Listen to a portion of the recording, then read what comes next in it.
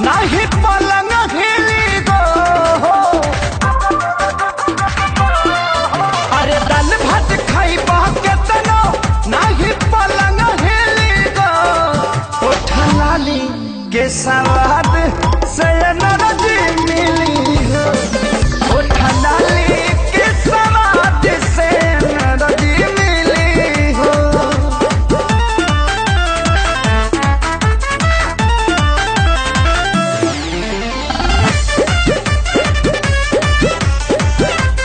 Presented by Ankita Films.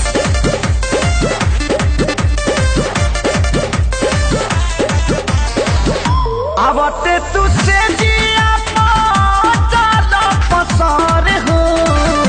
कवनो दवाई के न हो लाया सार हो। आवते तू से जिया पाचालो पसार हो। कवनो दवाई के न हो लाया सार हो। आई तकत बंद करे बादिन में किली हो। आई तकत बंद करे बादिन में किली हो। ओठा लाली के सवाद से एनर्जी मिली हो। ओठा लाली के सवाद से एनर्जी मिली हो।